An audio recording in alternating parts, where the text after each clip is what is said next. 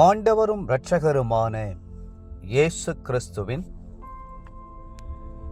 ஈடு இணையற்ற நாமத்தில் அன்றன்றுள்ளப்பம் வாசகர்களுக்கு எங்கள் அன்பின் வாழ்த்துக்கள். 2025 ஆண்டு ஜனவரி மாதம் 14ஆம் தேதி செவ்வாய்க்கிழமைக்குரிய தின தியானம். இன்றைய தலைப்பு நீங்கள் கொடிகள். யோவான் 15:5 சொல்கிறது, நானே திராட்சை செடி, நீங்கள் கொடிகள். ஒருவன் என்னிலும் நான் அவனிலும் நிலைத்திருந்தால் அவன் மிகுந்த கனிகளை கொடுப்பான். கர்த்தருக்கும் நமக்கும் இருக்கிற உறவு முறை எத்தனை ஆச்சரியமானது, எத்தனை மகிழ்ச்சியானது. கிறிஸ்துவே நம்முடைய திராட்சை செடியாய் இருக்கிறார். நானே மெய்யான திராட்சை செடி என்று சொல்லுகிறார். நாம் அவரிலே இணைந்திருக்கிற கொடிகள். அவருடைய உச்சிதங்களை எல்லாம் அனுபவிக்கும்படி அவரோடு இணைந்திருக்கிற கொடிகள். திராட்சை செடியினுடைய குணாதிசயங்களும் சுபாவங்களும் தானாகவே கொடிக்குள் வந்துவிடுகின்றன.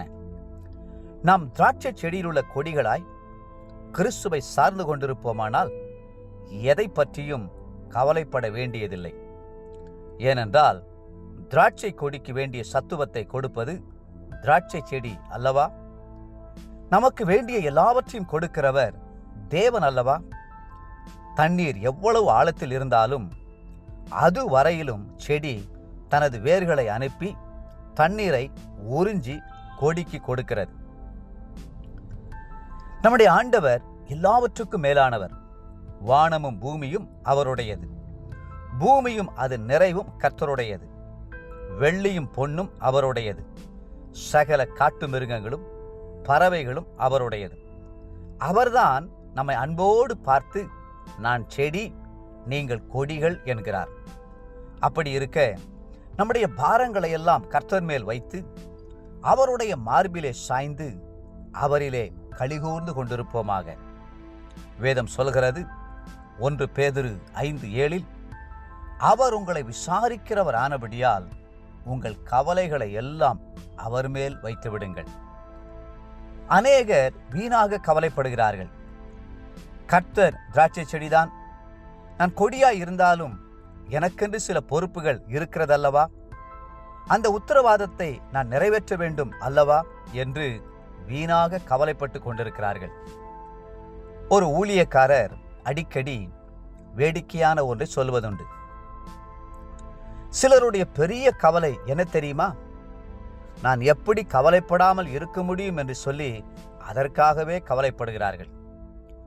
ஒரு கவலையும் இல்லை என்பதுதான் அநேகருடைய கவலையாக இருக்கிறது என்பார் அவர். நாம் கவலைப்படும் போது நம்மேல் அக்கறை உள்ள தேவன் ஒருவர் உண்டு என்பதை நம்மை அறியாமலேயே மறுதலித்து விடுகிறோம். கர்த்தர் திராட்சை செடியாய் இருப்பாரானால் கொடி கவலைப்பட வேண்டிய அவசியமே இல்லை.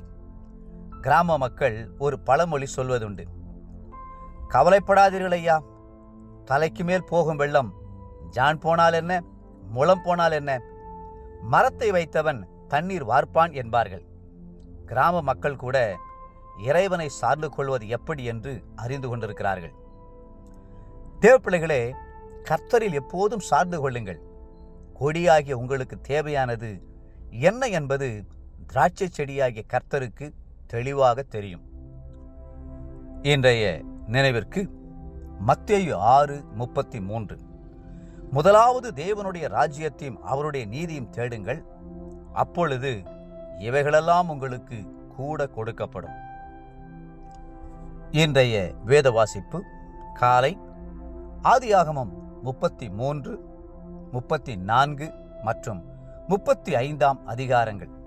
மாலை மத்தேயு 10ஆம் அதிகாரம் 1 - 20ஆம் வசனம் முடிய.